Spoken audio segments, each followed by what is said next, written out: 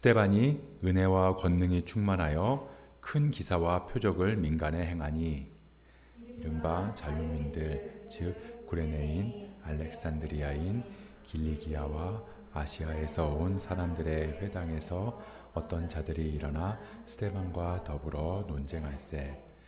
스데반이 지혜와 성령으로 말함을 그들이 능히 당하지 못하여 사람들을 매수하여 말하게 하되 이 사람이 모세와 하나님을 모독하는 말을 하는 것을 우리가 들었노라 하고 백성과 장로와 서기관들을 충동시켜 와서 잡아가지고 공회에 이르러 거짓 증인들을 세우니 이르되 이 사람이 이 거룩한 곳과 율법을 거슬러 말하기를 마지 아니하는도다. 그의 말에 이 나사렛 예수가 이곳을 헐고 또 모세가 우리에게 전하여 준 규례를 고치겠다 함을 우리가 들었노라 하거늘 공회 중에 앉은 사람들이 다 스데반을 주목하여 보니 그 얼굴이 천사의 얼굴과 같더라. 아멘. 저는 어렸을 때 위인전을 학교에서 많이 읽으라고 했거든요. 아주 위인전을 참 많이 읽었던 것 같아요. 세종대왕, 이순신, 유관순, 에디슨, 헬렌 켈러, 아인슈타인, 이런 그러니까 위인전들을 많이 읽었는데요. 근데 이런 위인전을 읽을 때마다 괴로웠어요. 왜냐하면 나랑 다르거든요.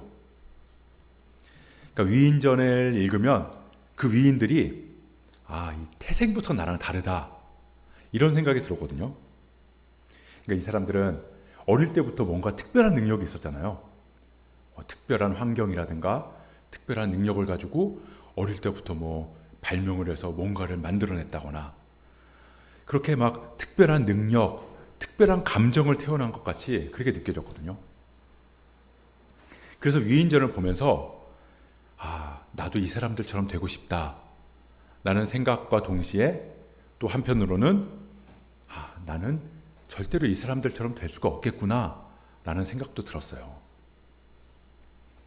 왜냐하면 나한테는 그런 능력, 재능, 성품, 감정 이런 게 없었기 때문이거든요.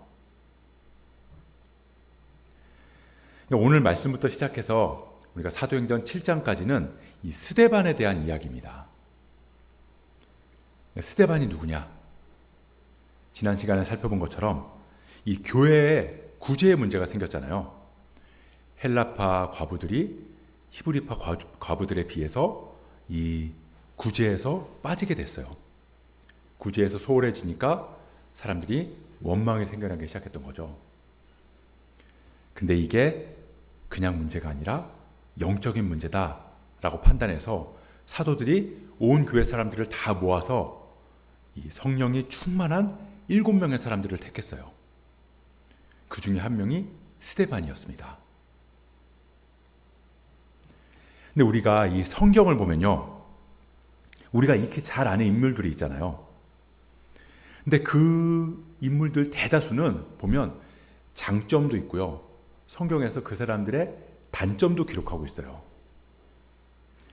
예를 들어서 모세다 그러면 모세가 이스라엘 백성들을 데리고 출애굽해서 홍해도 건넜고 그러면서 이 광야를 지나면서 이스라엘 백성들을 잘 이끌었다는 그런 장점도 있지만 또 한편으로는 무리바에서 사람들이 물이 없다고 막 원망을 했을 때 하나님께서 물을 내게 하실 때 이 모세가 그냥 하나님께서 명령하라고 하셨는데 자기가 지팡이를 내려치면서 내가 언제까지 너희들의 이 불평을 들어야 되냐 그러면서 막 반석을 내리쳐서 물을 나오게 했잖아요.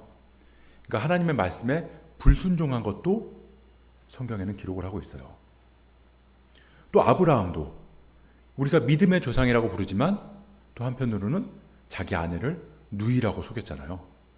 그것도 2번이나 그랬죠.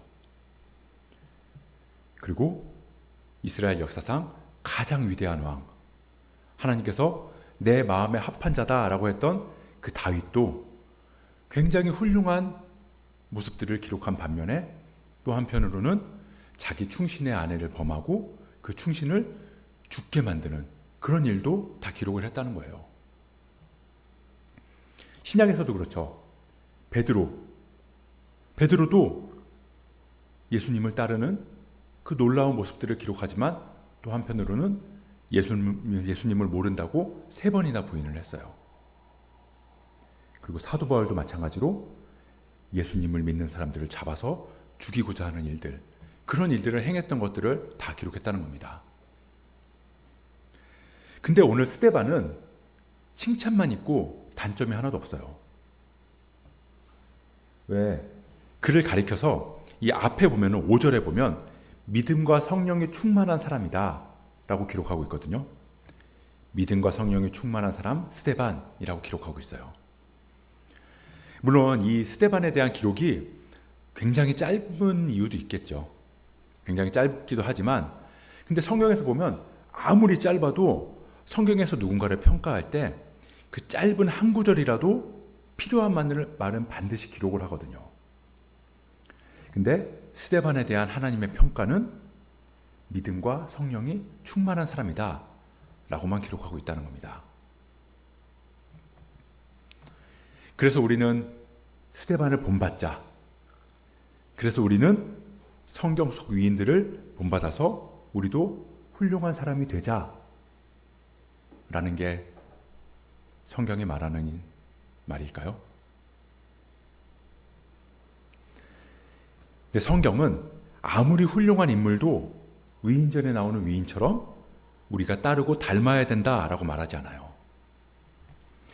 물론 우리가 그런 신앙적인 모습들은 닮아야 되겠죠. 근데 결코 그 사람들을 영웅시하지 않는다는 겁니다. 왜냐하면 그 인물들의 모습의 근원이 그 사람 안에 있지 않기 때문이에요. 왜 다윗도 보면 자기를 죽이겠다고 따라오는 그 사울왕을 피해가지고 막 도망다녔잖아요. 그러다가 이 동굴 속에서 사울왕을 죽일 수 있는 기회가 딱 왔을 때 다윗이 내가 하나님께서 기름 부은 자를 죽일 수 없다 라고 하면서 사울왕을 살려주잖아요. 그렇게 막 아름다운 성품, 그거 성경에서는 그 다윗의 아름다운 성품을 너희들이 본받아라 라고 말하지 않아요. 요셉도 마찬가지죠. 요셉이 이 보디발의 아내가 유혹을 했을 때 내가 하나님 앞에서 죄를 지을 수 없다고 하면서 그러면 도망갔잖아요. 그래서 억울하게 감옥에 갇혔는데 그럼에도 거기서 성실하게 잘 살아서 총리가 되었어요. 그러니까 우리 또 요셉처럼 유혹을 뿌리치고 성실하게 살자, 그런 이야기를 성경에서는 한마디도 하지 않는다는 겁니다. 뭐 다윗도 그렇고 요셉도 그렇고 성경에서 하나님이 칭찬하는 사람들, 그 모습이 그 사람 안에 근본적으로 존재하는 게 아니기 때문이에요. 오늘 스데반도 보면, 다음 주에 보겠지만 이 7장에 보면 막 담대하게 설교를 하거든요. 복음을 담대하게 전해요. 성령 충만해서. 그리고 믿음도 좋습니다. 근데 이 사람들 앞에서 스데반이 담대하게 설교를 했던 이유가, 이 스데반이 MBTI가 E라서 그런 걸까요? 아니겠죠. 막 논리적으로 사람들한테 막 복음을 전해요. 그 이유가 이 스데반이 성경 공부를 많이 해서 성경 지식이 많아서일까요? 그런 게 아니라는 거예요. 그 이유가, 그 근본이 뭐냐면 오늘 본문 8절 말씀에 보면 뭐라고 되어 있냐면 은혜와 권능이 충만했기 때문이다 라고 말하고 있다는 겁니다. 우리 8절 말씀 같이 한번 보도록 하겠습니다. 8절 말씀 시작. 스데반이 은혜와 권능이 충만하여 큰 기사와 표적을 민간에 행하니. 그러니까 스데반이 은혜를 받았기 때문에 교회 안에서 맡겨진 사역을 잘 감당할 수 있었던 거고요. 은혜를 받았기 때문에 사람들 앞에서 복음을 담대하게 전할 수 있었던 거고, 은혜를 받았기 때문에 죽음까지도 감당할 수 있었다는 거예요. 이 그리스도인이라는 건 다른 말로 하면 은혜로 사는 사람들이라는 뜻입니다. 은혜로 사는 사람들. 그러니까 우리는 우리의 능력, 우리의 성품, 우리의 겸손함으로 사는 사람들이 아니에요. 세상은 그 사람의 능력이 뛰어나서 성공했다고 말하거든요. 그러니까 너도 그 사람처럼 능력을 키워라 라고 말해요. 근데 그 사람의 성품이 훌륭하기 때문에 인정받았다. 그러니까 너도 그런 성품을 만들어라. 근데 성경은 단 한 번도 우리의 어떠함이 중요하다라고 말한 적이 없어요. 오히려 네가 아니다, 나다, 그렇게 말씀하신다는 겁니다. 네가 잘나고 네가 잘 살고 네가 착해서 구원받는 게 아니라 하나님의 사랑과 하나님의 우리를 향한 신실하심으로 구원을 받았다고 말해요. 그러니까 순서가 다른 거죠. 하나님께서 우리에게 은혜를 베풀어 주셨기 때문에 그로 인해서 우리가 착하게 살 수 있는 거고, 그로 인해서 우리가 베풀면서 살 수 있는 거고, 그로 인해서 우리가 복음을 전하며 살 수 있다는 거죠. 내가 이렇게 했기 때문에 하나님이 복 주시고 하나님이 은혜 주시는 게 아니라 하나님이 복을 주시고 은혜를 주셨기 때문에 그 은혜로 인해서 내가 이렇게 살아갈 수 있게 되었다라는 거예요. 그래서 우리는 그 은혜 안에 거하면 거할수록 그리스도 닮은 모습으로 살아갈 수 있는 거고요. 그래서 그 은혜에서 멀어지면 멀어질수록 그리스도의 모습에서도 멀어지게 된다는 겁니다. 왜 가끔 보면 우리가 아니 저 사람은 교회 다닌다면서도 어떻게 저렇게 살아갈 수 있지? 어떻게 교회 다닌다면서도 저런 일을 할 수 있지? 라고 말할 때가 있어요. 근데 그건 그 사람이 교회를 다니기 때문에 그럴 수 없다라는 게 아니라 그 사람이 은혜에서 멀어졌기 때문에 그런 모습이 생겨난다는 거예요. 그러니까 은혜에서 멀어지면 뭐 제 아무리 목사고 장로고 할 거 없이 그냥 본래의 죄된 본성이 그대로 드러날 수밖에 없다는 겁니다. 그러니까 우리는 늘 은혜 안에 거해야 돼요. 날마다 하나님의 은혜를 구해야 되는 겁니다. 우리는 어제 받은 은혜로 오늘을 살 수 없고요. 오늘 받은 은혜로 내일을 살아갈 수 없다는 거죠. 그래서 우리가 교회 안에서 뭐 은혜 받았습니다, 참 은혜롭습니다, 이런 말을 많이 하는데 이 말은 그냥 교회 안에서 그냥 추임새가 아니에요. 그냥 인사치레로 하는 말이 아니라는 거죠. 그래서 이 고린도전서에 보면 사도 바울이 뭐라고 고백을 하냐면 나는 날마다 죽노라, 나는 날마다 죽노라 라고 고백을 해요. 그러니까 날마다 주님의 은혜로 내 안에 죄된 마음이 죽어야 된다, 그렇게 말하는 거죠. 여기서 말하는 핵심은, 가장 중요한 건 날마다라는 거예요. 날마다 죽으면서 날마다 은혜 안으로 나아가는 그 일이 있어야 우리는 살아갈 수 있다라고 사도 바울이 말한다는 겁니다. 그래서 그리스도인들은 은혜로 사는 사람들이라고 말하는 거예요. 그럼 내가 은혜를 받았다면 그 은혜 받은 사람답게 살아가야 되는 거고요. 스데반도 은혜와 권능이 충만했습니다. 그래서 은혜 받은 사람답게 살았어요. 그래서 어떻게 했냐면 나는 구제하기 위해서, 구제의 사역을 하기 위해서 뽑힌 사람이니까 나는 이 일만 할 거야, 그러는 게 아니라, 구제하는 사람에 머무는 게 아니라 복음을 사람들에게 전하기 시작했다는 거죠. 그러니까 삶의 자리에서 막 복음을 전하기 시작한 거예요. 그러다 보니까 무슨 일이 일어났냐면 큰 기사와 표적을 민간에 행했다라고 기록하고 있다는 겁니다. 그러니까 다른 말로 하나님의 일하심이 스데반을 통해서 드러났다는 거죠. 근데 이 하나님의 일하심이 드러난다는 건 그러니까 모든 일이 순탄하고 순적하게 진행된다는 뜻이 아니에요. 그러니까 스데반을 통해서 하나님의 능력이 일어났어요. 하나님의 능력이 막 드러났는데 근데 그 일로 인해서 스데반에게 문제와 갈등이 생기기 시작했다는 겁니다. 우리 9절 말씀 같이 한번 읽어볼게요. 9절 말씀입니다. 시작.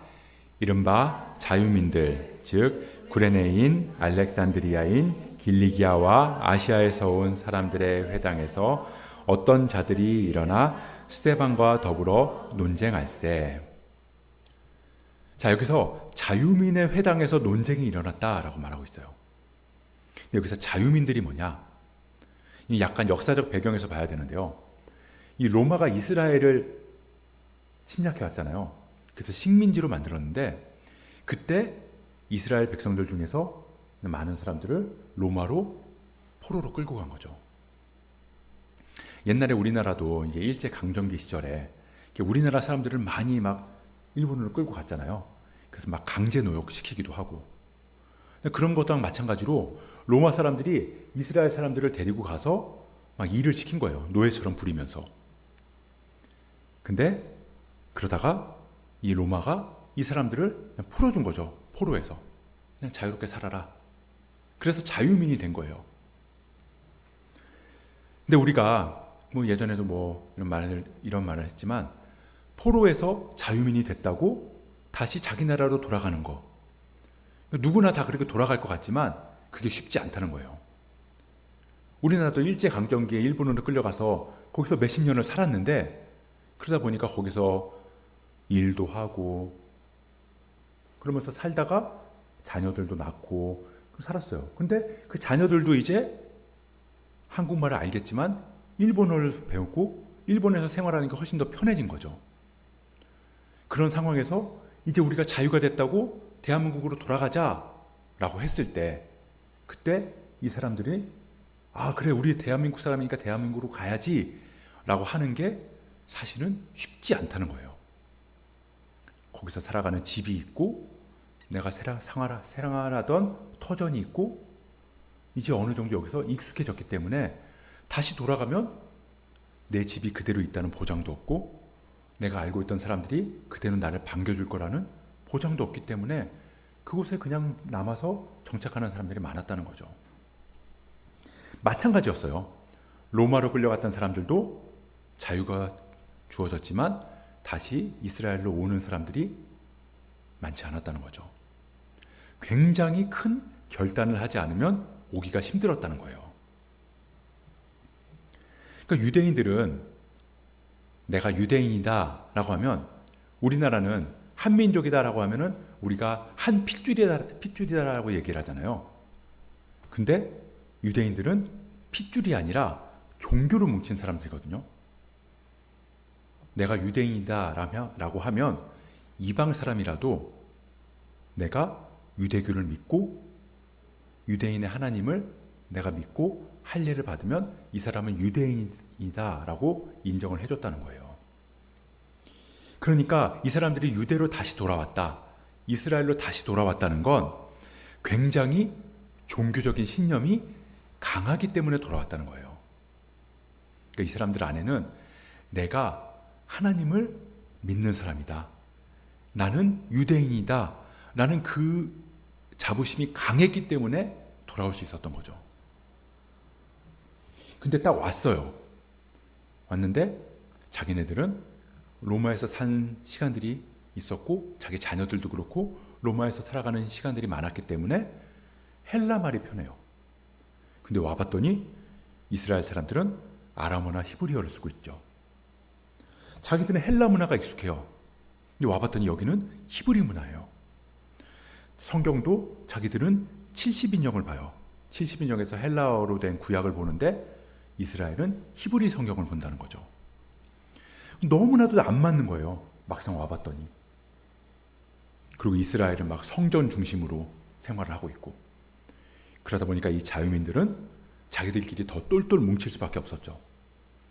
자기들끼리 똘똘 뭉쳐서 회당에서 자기들만의 신앙을 지키면서 살아가겠다는 겁니다. 그러니까 이 사람들의 성격이 강할 수밖에 없었다는 거예요. 본토에서는 이 자유민들이 돌아온 자유민들을 보면서 자, 이방 문화에 물들어 있는 저 사람들 그러면서 막 조롱하고 비난했고, 근데 자기들은 그럼에도 종교적 신념으로 내가 모든 거 다 버리고 다시 돌아왔다라는 자부심으로 살아가고 있고, 그러니까 그걸로 서로 막 갈등을 하게 됐다는 거죠. 근데 스데반이 어떤 사람이냐? 헬라 문화에 익숙한 사람이에요. 이름이 헬라식이거든요. 헬라 이름이거든요. 그러니까 스데민도 이 자유민들하고 어울려 살아갔다는 거죠. 자유민들하고 살아가고 거기가 익숙한 장소였다는 거예요. 익숙한 사람들. 그러니까 이 스데반도 자기가 익숙한 곳에서, 익숙한 환경에서부터 복음을 전하기 시작했다는 겁니다. 근데 그곳에서 이제 복음을 전하러 가서 복음을 전하는데 문제가 생긴 거예요. 거기서 이제 논쟁이 붙기 시작했다는 거죠.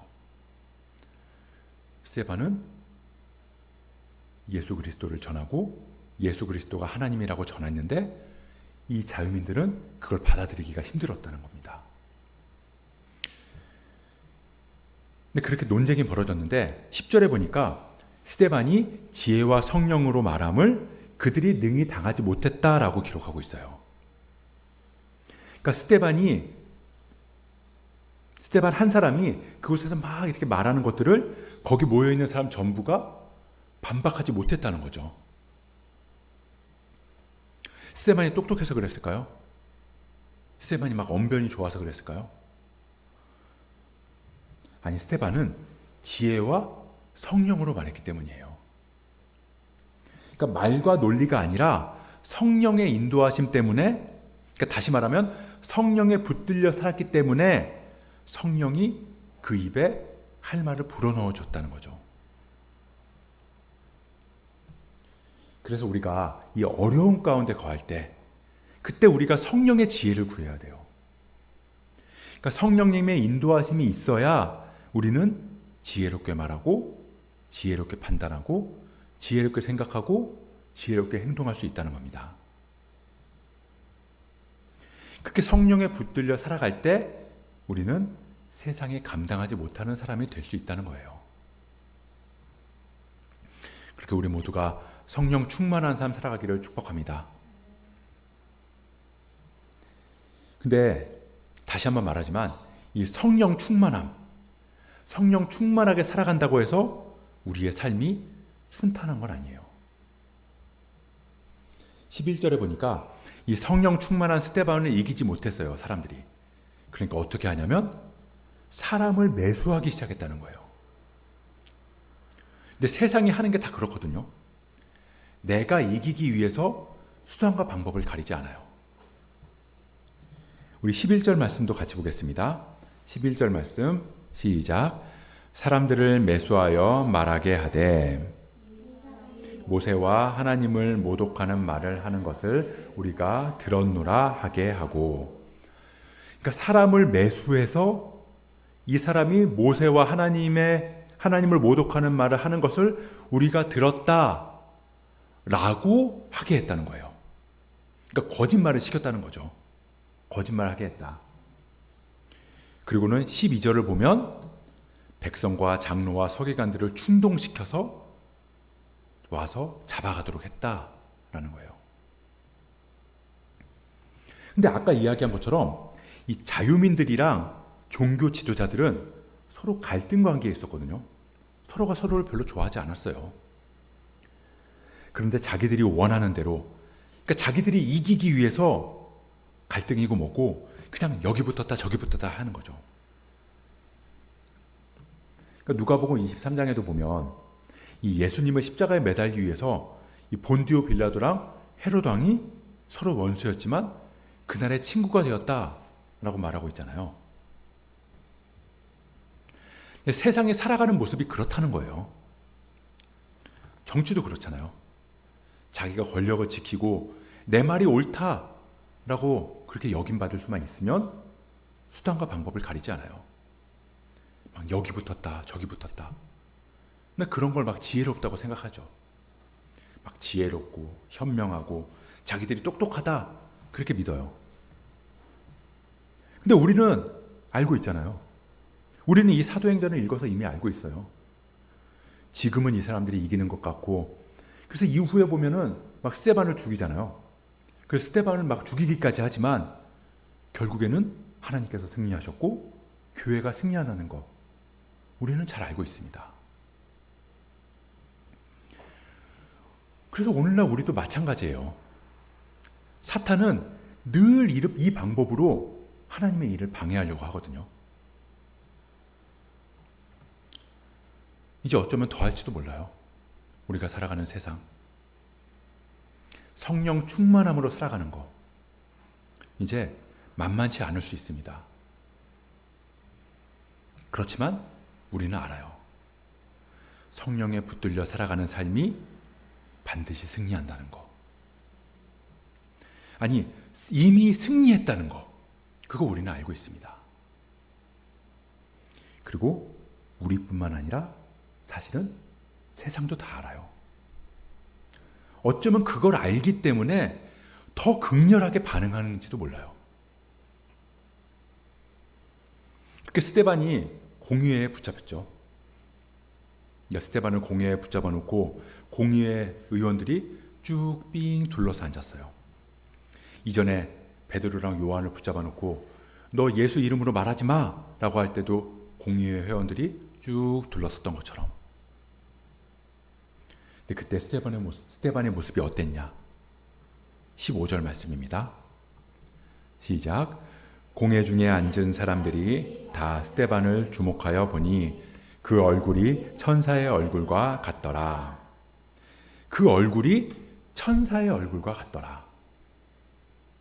근데 그걸 누가 보고 있는 거냐면 이 사도행전의 저자가 내가 보니까 그때 스데반의 얼굴이 천사와 같았다 라고 말하는 게 아니라 공회원들이 스데반을 주목하여 보니, 그러니까 그 사람들 눈에 스데반의 얼굴이 천사의 얼굴같이 보였더라 라고 하는 걸 기록했다는 거예요. 그러니까 그 사람들도 알았다는 거죠. 자기들이 삥 둘러 앉아서 스데반을 보니까 스데반의 얼굴이 천사의 얼굴과 같았다. 이 모세가 하나님을 만났을 때, 하나님을 대면했을 때 그 얼굴에 광채가 났잖아요. 그런 것처럼 스데반이 성령 충만함으로 은혜 받은 그리스도인으로 살아갔더니 하나님이 그와 함께 하심을 증거해 주셨다는 겁니다. 사실 오늘 이 스데반의 이야기를 보면 시작하는 8절에 스데반이 은혜와 권능이 충만하여 큰 기사와 표적을 민간에 행하니 라고 기록하고 있잖아요. 근데 사실 우리는 이 말씀 뒤에 예전의 사도들처럼 그래서 그날의 신도의 수가 3,000이나 더했다더라. 내지는 온 교회와 이 일을 듣는 사람들이 다 크게 두려워하니라 라는 말이 나오길 바랄지 몰라요. 하지만 하나님은 스데반의 성령 충만함 앞에서는 그가 고난을 당하고 죽임을 당할 때 그를 건져주지 않으셨다는 거예요. 그래서 이 말씀을 보면 이제 교회가 끝나버릴 것 같거든요. 하나님이 스데반을 버린 것처럼 느껴지기도 하거든요. 근데 그게 아니라 오히려 교회는 이 사건을 통해서 유다를 넘어서 온 땅으로 퍼져나가기 시작했다는 거예요. 이때부터 폭발적으로 복음이 퍼져나가는 도화선이 됐다는 거죠. 왜 우리가 이 핵이 터질 때 그때 이 우라늄이 극도로 농축돼 가지고 그 터지기 직전에 완전히 밀집되고 농축된 상태에서 그 순간에 터진다고 하잖아요. 쫙 집결됐다가 한 방에 팍 터지는 것처럼 이 스데반의 죽음 역시 이 폭발이 일어나기 직전에 농축되는 것처럼, 응축되는 것처럼 지금 교회가 볼 때는 웅크러지고 버림받고 무너지는 것 같이 보이지만 이 일을 통해서 교회가 온 세상으로 퍼져나가는 계기가 됐다는 거예요. 이 우리가 흔히 잘 말하잖아요. 모든 것이 하나님의 손안에 있다. 근데 모든 것이 하나님의 손안에 있다라는 건 이 땅의 모든 일은 하나님의 허락 없이 되는 건 하나도 없다라는 말이에요. 우리가 마태복음에 보면 참새 2마리가 한 아사리온에 팔리는 것까지도 하나님의 허락하시지 않으면 불가능하다라고 말하고 있거든요. 우리 마태복음 10장 29절부터 31절 말씀도 같이 읽어볼게요. 시작. 참새 2마리가 한 아사리온에 팔리지 않느냐? 그러나 너희 아버지께서 허락하지 아니하시면 그 하나도 땅에 떨어지지 아니하리라. 너희에게는 머리털까지 다 세신 바 되었나니 두려워하지 말라. 너희는 많은 참새보다 귀하니라. 이 우리가 은혜로 산다는 건 내가 평탄하고 아무 문제 없이 산다는 말이 아니에요. 내가 원하는 대로, 내가 생각하는 대로 그렇게 모든 일이 다 이루어진다는 뜻이 아닙니다. 은혜로 산다는 건 하나님의 뜻이 이루어짐에 있어서 내가 순종함으로 하나님께 쓰임 받는다는 말이거든요. 성령 충만함으로 하나님께서 맡기신 소명, 주어진 사명을 감당해 나갈 때 하나님의 일하심을 우리가 목도하게 된다는 거예요.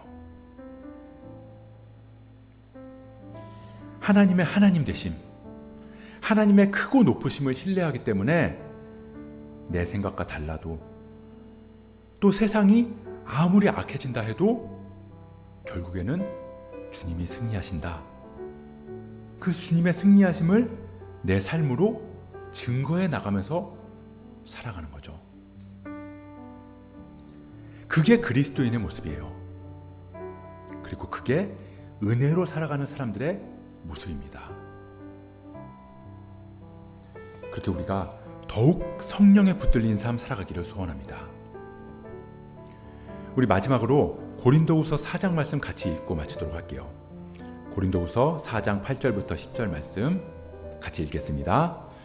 우리가 사방으로 우겨쌈을 당하여도 쌓이지 아니하며 답답한 일을 당하여도 낙심하지 아니하며 박해를 받아도 버림받지 아니하며 거꾸러뜨림을 당하여도 망하지 아니하고 몸의 짊어짐은 예수의 생명이 또한 우리 몸에 나타나게 하려 함이라. 아멘. 걱정되죠? 이제 어떻게 살아가야 되나? 이제 큰일 났다. 이런 걱정이 됩니다. 근데요, 너무 걱정할 필요 없어요. 너무 두려워할 필요도 없습니다. 세상에 제 아무리 우리를 우겨싸고 박해해도 예수의 생명이 우리 안에 있거든요. 아무리 세상이 자기들 멋대로 세상을 만들고 싶고 그렇게 자기 마음대로 이끌어가려고 해도 이 세상은 하나님의 손안에 붙들려 있다는 거예요. 예수의 생명이 우리 안에 있어요. 그래서 우리는 겁낼 것도 없고 두려울 것도 없습니다. 우리는 그저 늘 하던 대로, 그냥 늘 하던 대로 은혜 받은 사람으로서 그냥 성령 충만하게 그렇게 살아가면 돼요. 그러면 때로는 그 일들로 통해서 하나님께서 우리를 구원해 주시기도 할 거고, 때로는 우리가 그 일들로 통해서 고난을 당하기도 할 거고, 하지만 모든 것들은 다 하나님의 손 안에서 하나님께서 허락하신 범위 안에서 이루어질 거고, 그리고 그 일들로 통해서 우리의 삶을 통해서 하나님의 하나님 되심, 하나님의 크고 높으심이 세상에 증거돼 나갈 줄 믿습니다. 그렇게 우리가 성령에 붙들려서 은혜로 살아가는 그런 삶 살아가기를 소원합니다. 그래서 우리가 그런 우리의 삶이 해같이 빛날 수 있기를 주님의 이름으로 간절히 축복합니다.